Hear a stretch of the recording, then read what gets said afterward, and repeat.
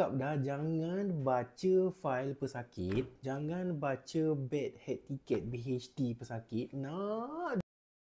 Lepas tu bila baca, tengok medical term yang tulis kat situ dah terkulat-kulat, tak faham apa benda. Lepas tu dia assume sendiri apa benda tu. Contohnya expired, dia kata baby dia dah expired macam tin sardin.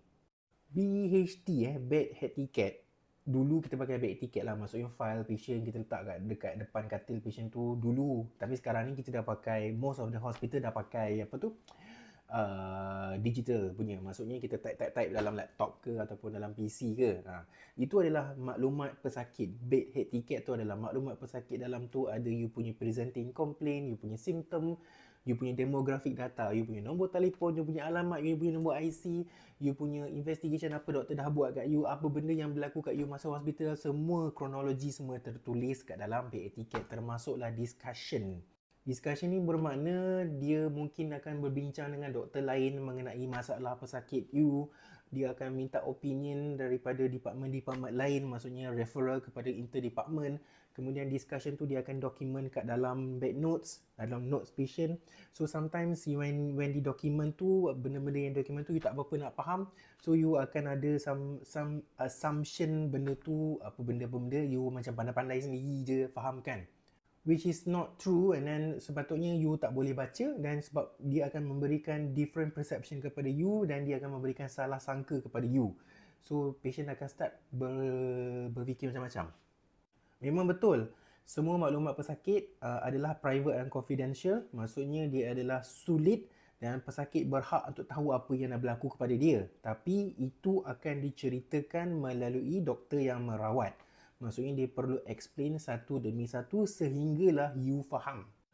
Dia bukan, orang kata apa, bukan bila doktor tu tak explain, you kena buka notes, you kena ambil gambar lah, you kena tulis something lah, you kena baca seolah-olah you faham benda tu. No, it's not working like that. Maksudnya bukan macam tu. Sebab apa yang doktor tulis tu tak semestinya kata apa, mereflect ataupun memberitahu masalah sebenar pesakit. Sebab apa yang diberitahu kepada you tu itu adalah masalah sebenarnya. Contoh kan, kalau kita tulis itu baby expired after 6 hours of life. Contohnya you beranak tak cukup bulan, baby you keluar 26 minggu, 28 minggu, baby kecil dalam 500-600 gram, kadang-kadang tak sampai pun. So kita dah counsel dekat patient, baby ni terlampau kecil, mungkin tak boleh nak hidup, so kita akan biarkan dia keluar tu dan kita tengoklah berapa lama dia boleh hidup. Selalunya tak lama lah. Kita akan dokumen kat dalam BHT patient, baby expired after 6 hours of life, for example. Expired tu bermaksud baby tu meninggal dunia ataupun baby tu mati selepas 6 jam. Bukannya bermaksud expired tu baby you expired macam roti yang dah expired ataupun tin sardin yang dah expired. Tu pentingnya you kena ask, you kena tanya doktor yang merawat you tu apa yang berlaku sebenarnya kepada you, suruh dia explain satu-satu. Memang diakui lah kan, ada setengah doktor ni penuh mulut dia dengan mask, bila dia cakap nanti mask tu jatuh. Ada doktor-doktor macam tu. Tapi your duty is to remind the doktor, kena beritahu doktor tu, doktor apa yang berlaku kepada saya, doktor boleh tak explain kat saya apa yang berlaku, kenapa menjadi macam ni, kenapa jadi macam tu, kenapa doktor start ni, kenapa doktor start itu. Tanya doktor you. Janganlah pandai-pandai you tengok BHT, lepas tu you pandai-pandai assume apa benda yang berlaku melalui apa benda yang you baca.